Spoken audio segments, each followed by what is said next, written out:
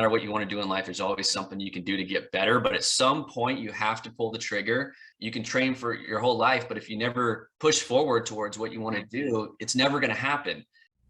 Welcome to the Happy Engineer podcast, the place where we help engineers like you to build your career, balance your life, and be happy. I'm Zach White, former engineer turned lifestyle engineering coach, and your host for the journey to the career and life that you desire. Hey, I believe that you shouldn't have to sacrifice your life to reach your full potential at work.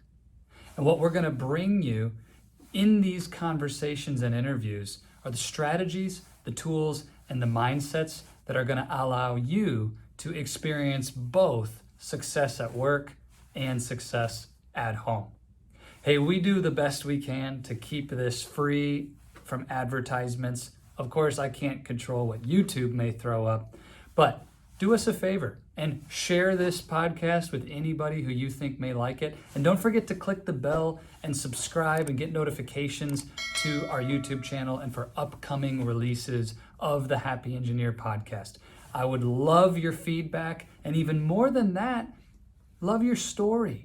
Share with us how these strategies and tools are working for you. Would love to be in touch with you. Connect with us on social media. Find me at Oasis of Courage on Instagram, Facebook, or Zach White on LinkedIn. It's an absolute pleasure to serve you. Now let's do this.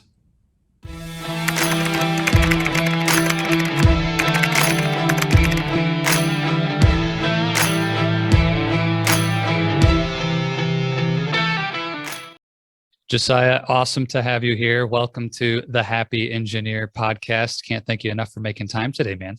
You bet, brother. Yeah, I've been looking forward to it. It's been great getting to know you. I guess we've been in the same coaching program for the past, year together, and getting to meet you. Has it been a year? That's crazy. So, Feels like I just met you. Since the first event and then the second one. Oh, getting it's to awesome. meet you in person, brother. So yeah, it's been awesome getting to know you. I'm pumped to be here on your podcast. Awesome. Well, thanks again. And so Josiah, just to set the stage here, I spent most of my professional life in front of a keyboard or a whiteboard.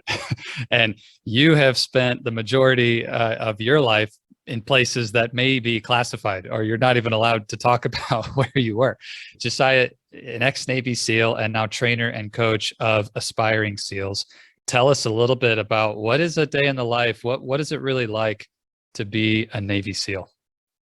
Yeah, I'll definitely dig into that. We'll start back kind of a little bit before my time in the SEAL teams and kind of what led me to that as well, because a lot of people are like, have you always wanted to be a SEAL? Is this something that just kind of randomly came up? Why did you want to do this? And really, it stemmed from being in high school when 9/11 happened, was really when I felt the calling to serve my country. I came from a background where my parents were not in favor of war or anything like that. So going kind of against what they wanted me to do, but I felt called to go serve. And I knew that if I was going to serve, I was going to go do the best that I could. I was going to become the best that I could. And obviously everybody knows the SEAL team's the best, right? So that's the direction I went. And me being a very skinny kid at the time in high school, I was like, yeah, I got to train, I got to train hard. And I got to do a lot of work before I can actually be ready for making it through basic underwater demolition SEAL training. BUDS. I have to prep for that. So hold on. When you say skinny kid, Josiah, skinny, like what are we talking? in high school I was probably like 150 pounds soaking wet. We think of what a Navy SEAL should look like. Definitely wasn't that. Yeah. Growing up, I was beat up as a little kid. I was a complete nerd, and I was picked on, and I felt this. In one way, I want to serve my country. The other way, I got to prove myself. Yeah, I need to do something great in life, and I want to do something that not many people can accomplish. So I had those kind of driving factors. Totally. You and I would have been good friends in high school. I was 5'10", 135, and there wasn't any Navy SEAL printed on my chest either. But okay, so here you are. You're not the prototype of the guy who's going to go and become a SEAL, but you had that spark that just, hey, I'm called to this, and I want to go be the best. So tell us about where that led. Keep going. I spent 3 years training. So after I finished high school, I spent 3 years trying to figure out how to train and how to get my body ready for buds. There's only a couple books that were written about being a Navy SEAL, what it was all like. This was back in 2004, 2005. And there wasn't a lot of information. So I just did a lot of things. I tried a bunch of different stuff to try to train my body, train my mind, because I knew that making it through buds is going to be, there's a massive part of it that's mental. There's a mental preparation side of it, and there's a physical side. And you both have to have two solid legs underneath you when you walk across that quarter deck. When you check in at that training command in Coronado, you need to be strong mentally as well as physically. So I knew I had a long ways to go. So I gave myself 3 years to train. Wow. And I would say I should have trained more too, because you can always do more, right? Okay. You can always train hard. It doesn't matter what you want to do in life. There's always something you can do to get better. But at some point you have to pull the trigger. You have to say, I'm committing, I'm moving forward with this. It doesn't matter what you do. You can train for your whole life, but if you never push forward towards what you want to do, it's never going to happen. You're never going to be 100% fully prepared. And I knew I wasn't, but I knew what I wanted. I had a very strong why, the reason why I do this. And so I felt like, hey, I got to do this. I'm going to pull the trigger and make this happen. 3 years into training. And so had you enlisted in the Navy at that time, or were you just kind of working a job and training nights and weekends, or like what do you mean by 3 years of training? What was happening? Yeah, so my parents told me, hey, we want you to do something safe. So I want you to get a business degree, at least go to college. And I grew up in Central Coast, California, so San Luis Obispo area. And I went to community college there called Cuesta. I took like 1 or 2 business classes, but everything else I did at the community college level was run cross country, swam on the swim team. I did weightlifting. I did all the things that I could do on the side to prepare my body while fulfilling what they wanted me to do with going the business route. Obviously I knew what I wanted, but at the same time I wanted to, tell my parents, hey, I'm gonna give this a go. I'm gonna try out what you're telling me to do. And after a year or 2 of community college, I told my parents, I'm just not, it's not for me. It's just not for me, the business world. I don't want to do that right now. It's just not for me. I want to serve my country as a Navy SEAL. And I had to make the decision for myself, which as a 19, 20-year-old kid, making a decision to do something like that, to sign your life away. This is like 2005, 2006. So there's been a lot of stuff going on in Afghanistan. And I mean, there's a war going on, right? We knew that that's where I was probably going to go at some point, is be in some type of battle or some type of war zone. And so obviously your parents don't want you to go into something like that. But I knew that this is what I felt called to do, what I wanted to do. So anyways, finally enlisted. I went to the recruiter, enlisted.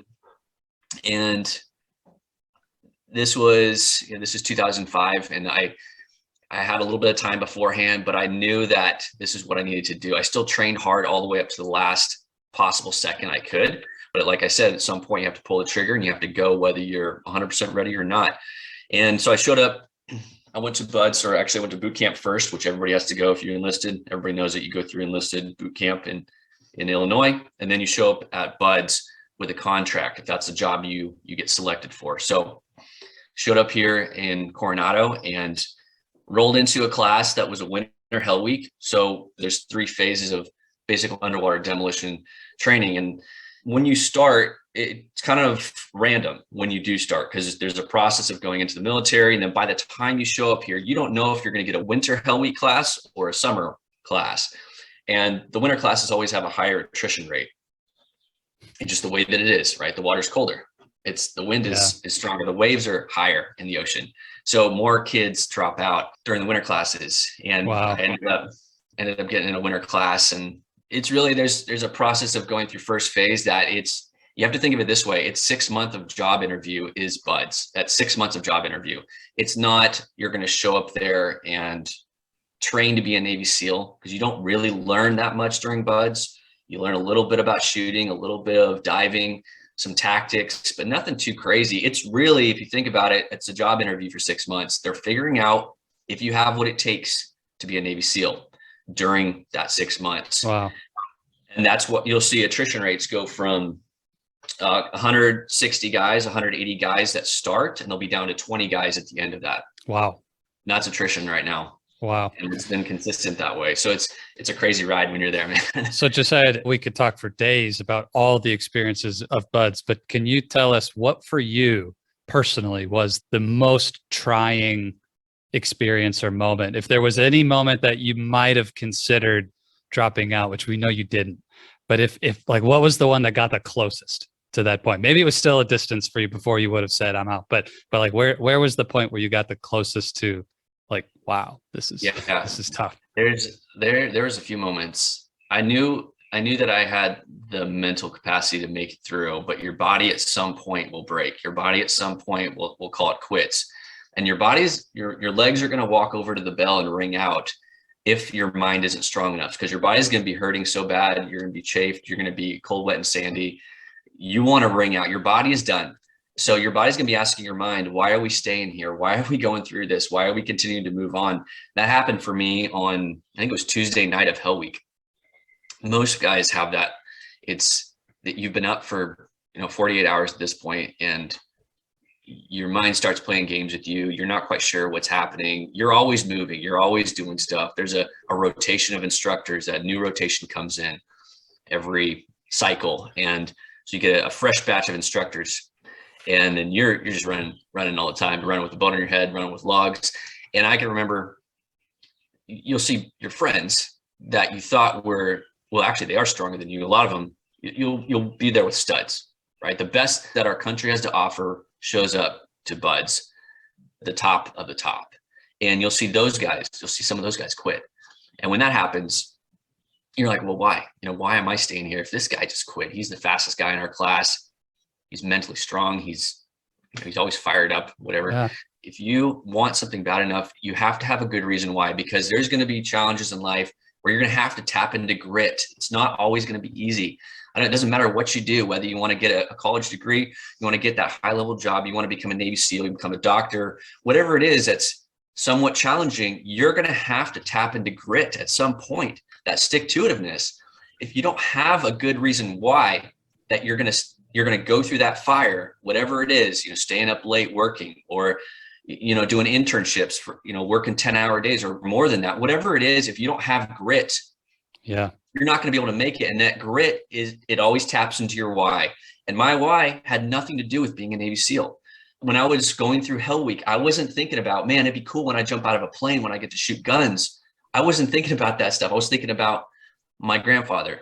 I was thinking about people that mattered to me. I was thinking about the impact I wanted to have. I was thinking about the legacy before me. I was thinking about serving my country. I was thinking about a lot of different things, but not necessarily the job, and that's, you can't, when you're going through the hard times, you're not going to be thinking about, man, let's say you want to be a doctor. Man, I can't wait to be doing this surgery down the road, right? I can't wait to be doing this job. You're going to be thinking about, man, I can't wait to have impact in my family's life by making this amount of money, being able to live wherever we want, or whatever it is. Your why has nothing to do, many times, nothing to do with that actual job. That's right.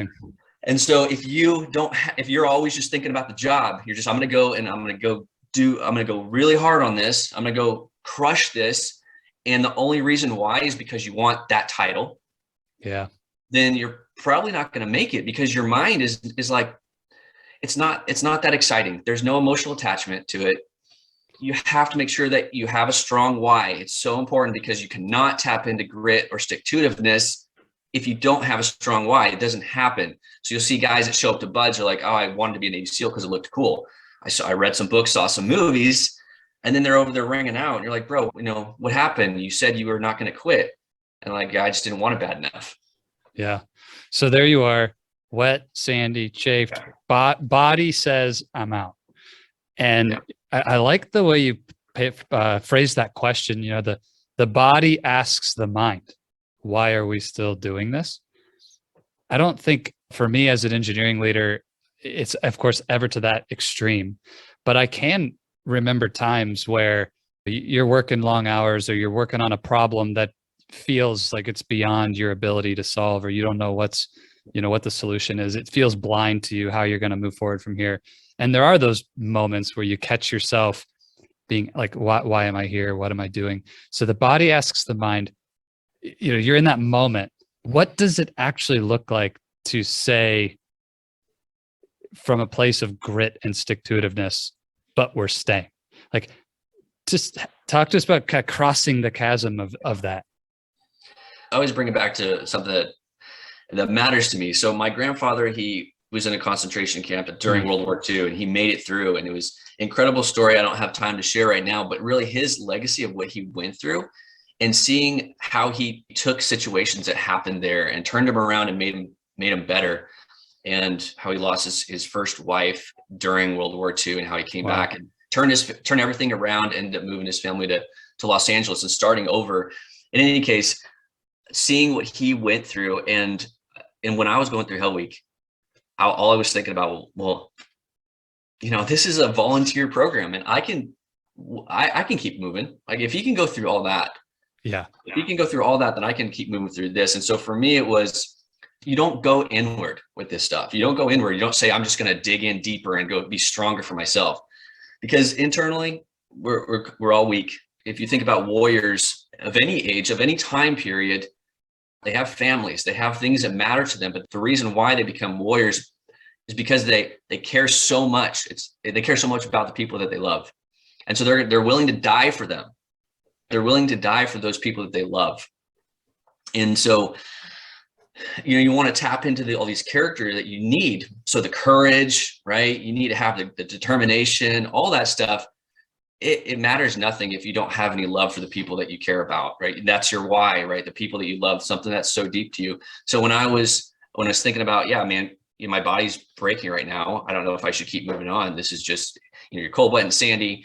The next evolution is going to be running down to the demo pits with logs, which is a long run, and you're literally carrying a log at your chest carry, and you're doing lunges, right? So it's no fun. It's not a walk in the park. It's ridiculous. And you're tired, right? Because you've been up, and you know that there's days in front of you of this as well. And it's going to be one of those things where your body taps out, but your mind says, no, I'm staying, I'm staying, and I will continue on until the job is done. Even when you're miserable. And it's one of those decisions that everybody comes to. You're going to reach it at some point. Everybody says, yeah, this is the defining moment. And it normally happens at night. It happens right before an evolution, when your mind is starting to ask questions, say, should we stay or not? So it happened to me, and I decided to continue on. And you'll see people around you quit, but you think about it, that's okay if people quit, right? That's okay. It's not your responsibility necessarily to keep everybody together. That's not how it is. Not everybody's cut out to be a Navy SEAL. And for the reason is that the job you get to go do, it's extremely high level and high profile. You can't have somebody that's going to be a liability downrange, or you can't trust their back. If they turn around and they want to quit in the middle of a safe evolution, such as pool comp, where the instructors they're turning off your air, they're tying knots in your hose, you can't breathe.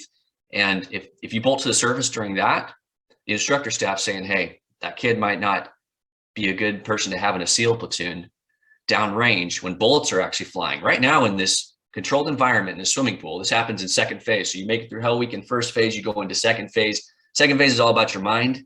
That's where I was an instructor for 4 years. We put guys in a situation where they're in a safe environment in the swimming pool, 9 feet deep. They're learning how to dive they have 2080s on their back, double hose regulator. And you're putting them into scenarios where they blow out all the air out of their mouthpiece, right? They're on an empty lungs, and you pull that mouthpiece out and you tie a knot in their hose, and you see what they do, right? And you can tell a lot about a person when their air source is gone. Unreal. And they have to go through procedures. They have to go through the steps. And we're just up there watching them as they're on their knees at the bottom of the pool, fixing their air hoses. If they miss a step, it's a hit on them. They could fail that dive. It culminates with OC8, which is open circuit number 8, which is the biggest test. They have to pass this. You get 4 attempts to pass. It took me to my 4th attempt to pass the darn thing. Wow. Going through. It's basically like an underwater rodeo where the instructor is spinning you around. They're taking your tanks off your back. You're literally in a battle with him under the water for X amount of time. And you have to follow procedures. You have to follow procedures and stay calm. The instructor staff is watching to see if you do or you don't. And literally there's a safety diver right there making sure everything's safe. If you panic in that moment, what's going to happen when you're downrange Mm-hmm. and somebody's shooting at you? Are you going to run? So the whole going through buds, we can talk about that a long time and why it's the way that it is, but we got to make sure that when you're in a small unit downrange, you might be in a fire team of 4 dudes in the middle of a firefight somewhere overseas. You have to count on every single person in that small unit. We don't have hundreds of dudes that can just show up and just run through a town and take care of things. We're in small units. That's the way we do business. SDV teams, the mini subs, that's where I worked for my first SEAL team, was you have 4 guys in the mini sub and you're out there off the coast of some country that if you were to go to war with that country, if we were to pop up in our mini sub off their coast, it would be bad news for everybody. Bad news. So yeah, because it's so high profile missions that you go on, you have to make sure that Buds maintains a standard of finding the right people for the job. Everyone's not cut out for it, right? It's amazing. So I could sit and listen to these stories all day, Josiah, and I really appreciate you just kind of making it real for us about the kinds of pressure and what it's all about. And so maybe to zoom out from the specifics of Buds for a moment, can you explain how would you relate this idea of being calm and following procedure under pressure and what it takes to build that kind of resolve and mindset in the real world for the rest of us? Like, how would you articulate that? How do we strengthen that skill? How do we apply that skill in our own journey, maybe as engineering leaders listening to this or in any place? What do you think? Yeah, it's something that everybody can develop, really is. And I think that just because you're not going into Buds doesn't mean you don't need to build your mental fortitude. Literally anything you go into, especially if you have a high level job or you want to move in a high level position, you have to have some bit of mental edge. Even to just secure that job, you're going to have to maintain a mental edge over everybody else. That's the reality of life. As you guys know, they're not just going to hand out jobs. They're not just going to hand out positions. You're going to have to move up or be qualified or whatever it might be. So what I would say, do something that scares you every day if you can. And it could be as simple as, I just think back to like when I was in high school, ask that girl out on a date, right? The girl that you're scared of, right? Do something that scares you. Maybe it's even something deeper than that. Maybe it's facing a fear that you have that could be physical. Maybe you're just like, yeah, if I run, I feel like I'm going to die. We'll face that fear and start running. Just go running. Don't nerd out about it and be like, I got to get on this running plan. Just get up in the morning. First thing you do is go for a run. Face the thing that you think is challenging for you. Maybe it's the water. Maybe, if we're talking physical, maybe it's the water. Learn how to swim. Find something that you can do every single day to get out of your comfort zone. It doesn't have to be massive. It can be something very small. And I'm not a Navy SEAL anymore. I used to be a Navy SEAL. And while I was in the teams, I did things that were very uncomfortable that got me out of my comfort zone. I'm out of the SEAL teams now. I do things every day that get me out of my comfort zone. The cold water gets me out of my comfort zone now. Like, it's always got me out of my comfort zone. Now it'd be something that you can use, something like that, physical to build that mental edge. Breathing work is another thing, right? Breathing work is huge. The guys I coach training up to be SEALs, we work on the breathing techniques. That's huge too. Say like you're going in for a job interview, doing some breathing work prior to going in, clearing your mind. There's a refocusing breathing drill I teach all my guys, because there's a point where so the guys going into Buds, they want to be a Navy SEAL. They're going through second phase. They're going to do that test I talked about, the OC number 8, which is the toughest test there. I teach them this breathing technique where they can clear their mind, calm their heart rate, calm their body, so that when they go into that, it's a job interview, right? They're going to go to that test. They're able to move through it clearly, thinking of procedures. We always fall back on procedures. If you are doing any type of job and you have that baseline level where you've built your skill set, you need to fall back on that, fall back on what you know. And so when we think about a new skill set, there's something we need to learn. Well, let's master that. And then when you go into that job interview or whatever it is that's going to test that, fall back on procedures, what you know, and go into it with a clear mind so that you can tap into that. I've been into some job interviews post my time in the Navy, and you have to learn how to calm your body, calm your heart rate, calm your breathing, get some clarity mentally. Because I've gone into some that either a job interview or just maybe it was a work meeting or something like that. And you need to be present. Is this something that you can actually share the breakdown of what that looks like? I know maybe if someone's not watching the video, if they're just seeing the audio, but what is the mechanics of this, refocusing breathing technique? So it's nothing too mind blowing, but you want to think about something where you can go into a counting sequence with your breathing, because if you're just sitting there breathing and you're not counting, then a lot of times your mind can drift. Okay. And you're not actually refocusing. You're just kind of, we're always breathing, but when you do this refocusing drill, you want to count through your breaths. And I recommend people breathe in through your nose, out through your mouth for the breathing. And you don't need to do this for 30 minutes. You can do this for 3 or 4 cycles right before you're about to go into whatever it is is that maybe you're racing your heart rate a little bit. Okay. And you feel your blood pressure rising. This is a good one to do. I'm not going to go into the exact protocol, but really the concept behind it is maybe between like a 6 to 8 seconds inhale. Mm-hmm. You pause at the top slightly. So it's just going to be like a very, very short pause at the top. And then the magic behind it is the 8-second exhale, where it's a longer, you can even go 10 seconds, a longer exhale than it is inhale. Okay.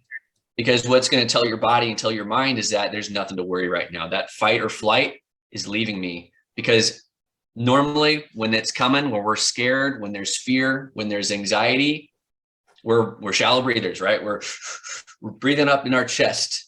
But when you do the longer exhale, that's telling your body, telling your mind, there's nothing to worry about. We got this. There's nothing. You don't have to worry about anybody trying to kill you right now, So the beauty is in that longer exhale. So you do a 6 to 8 second inhale. You do a pause at the top for a few seconds, and then you exhale for 8 to 10 seconds. So it's a long exhale. That. You have to kind of blow out like you're blowing out of a straw. That really helps calm your mind. If you count out each second you're at each point, it helps your mind say, I'm in control right now. I'm in control of this. I have nothing to fear. I can move through this. I can fall back on my skill set. I have everything I need in this moment. Life is abundant. Life is a blessing, right? I think so many times we think of scarcity in everything that's happening in life. So man, life is a blessing. I'm here to accept. And then you just say, man, I'm ready to go. Whatever it is that I'm stepping into. And then you realize you come into a lot clearer, man. Then I think that's great. You're just walk in there, just like, you're just breathing heavy, and like your palms are sweating, and then everything, you lose it, right? Mentally. Mm-hmm. You're just, I wish I didn't say that. Well, maybe you can go in a little clearer next time and try it out. Give it a go. Absolutely. I really encourage everyone listening to this to experiment and play with breath work. And this is something I do with my clients as well, Josiah. I think just that awareness that the body and the mind are inextricably connected. There is no way to separate the two. And, we can get results in our mind when we take action that's 100% within our control in the body. And breathing is one of those things. We have total control over our breath when we're in a safe environment like you're talking about. And it's absolutely worth it to master that. So you made a comment earlier, and I can't ignore it because I want to come back around how fear shows up. And you mentioned strengthening courage and resolve and grit. And our business is Oasis of Courage, because one of the things that we see day in and day out with our engineering leaders that we coach is that there are real fears that are either conscious or subconscious holding leaders back from doing the things they need to do to advance in their career. And so can you talk a little bit about your perspective on the relationship between fear and courage, and just how that plays out from your view as a SEAL, or how you coach these trainees who want to go into BUDS about that relationship, or just kind of curious about what you've discovered about how fear really works and shows up in our life.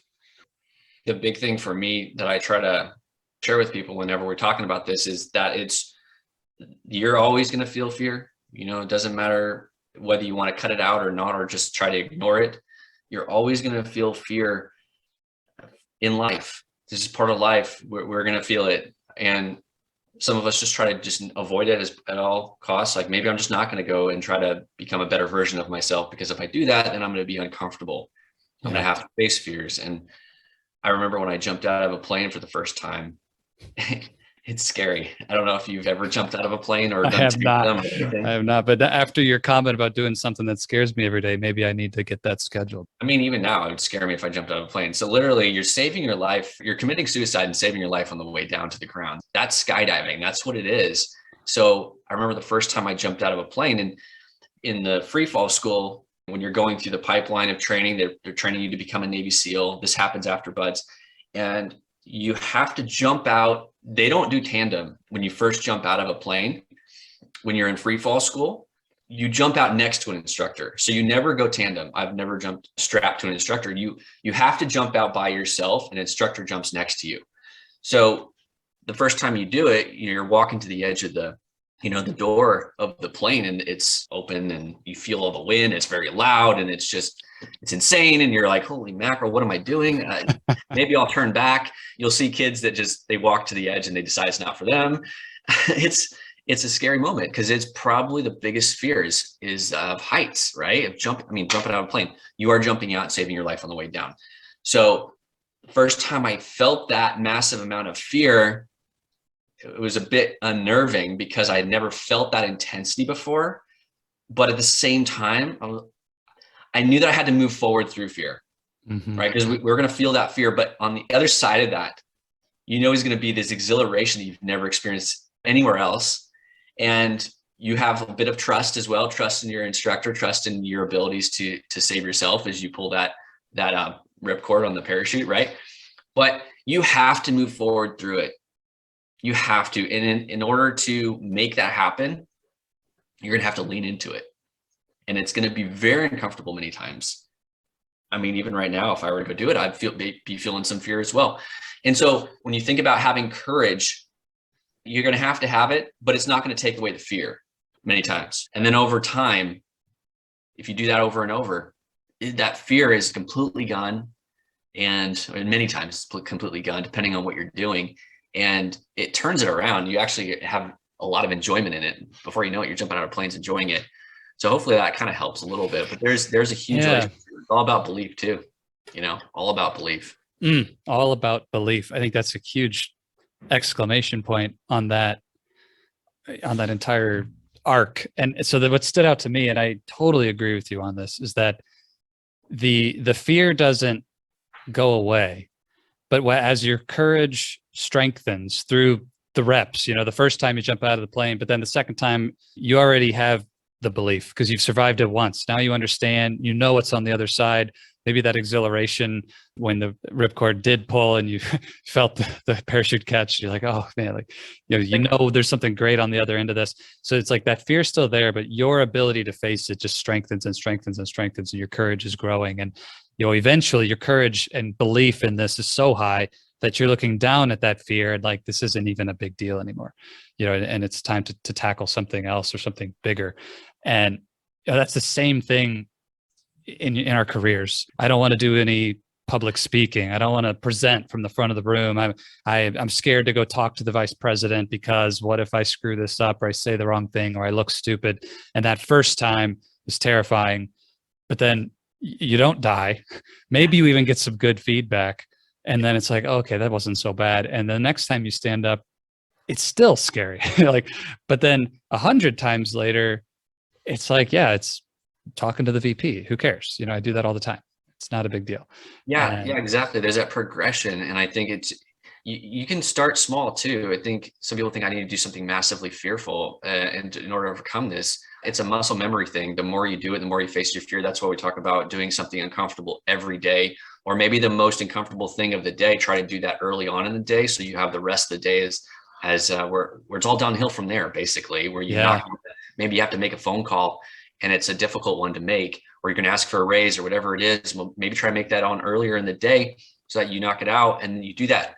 Man, if you do things like that early on in the day, it sets your day off on the right foot. And then you're building that courage. You're building your, I like to go always back to this too, confidence. The number one character quality of somebody who becomes a Navy SEAL is confidence. So if you lack confidence, you're going to have to face your fears and you're going to have courage in order to build confidence. Because, man, I'm not talking about being cocky. I'm not telling about, hey, have people tell me how awesome I am. Hey, man, you're so smart. I'm not talking about that type of confidence. inner confidence where we know that quiet inner peace where we know we can step into any situation and move forward through that fear. So it's, yeah, you're putting in the reps, doing the thing that makes you fearful, but it's also, it's that compounding effect. Just going back to the whole buds analogy, when you go into first phase, you're going through a lot of challenges physically. Once you finish first phase, that's basically all physical stuff. They're trying to get you to quit or see if you're meant for it. Second phase is building your mind. Third phase is all about skill set, shooting, blowing things up. So by the time you're done with that, you have this massive amount of confidence knowing that you can come into a situation brand new and face the challenges and move through it and become better. And over time, it's not looking back saying wow, look how awesome I am. Look how confident I am because I've done things. But inwardly, you know that you're confident because you can step into situations that are uncomfortable and move through it smartly and come out the other end. Man, we're not always going to be perfect. Messy action wins, and we're not always going to win. I mean, we're not always going to be on top of it. I mean, I failed many times. We're going to fail, but we're going to learn from our experiences and keep moving forward.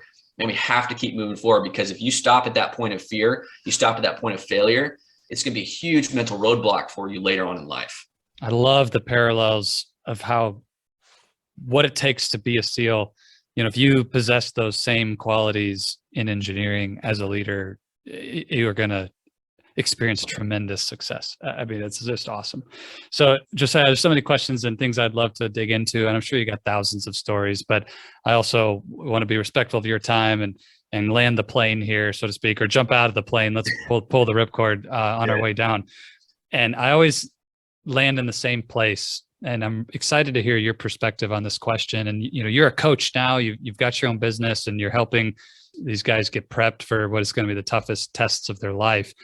And one of the things about coaching, and I see it in engineering the same way, is that those questions we ask lead and the answers then follow. So we want to be really intentional about asking great questions in our life to set us up for success. So, you know, for the engineering leader who's been listening to this chat and they want to build their confidence, they want to build their courage, get to that next level, what would be the best question that you would lead them with today?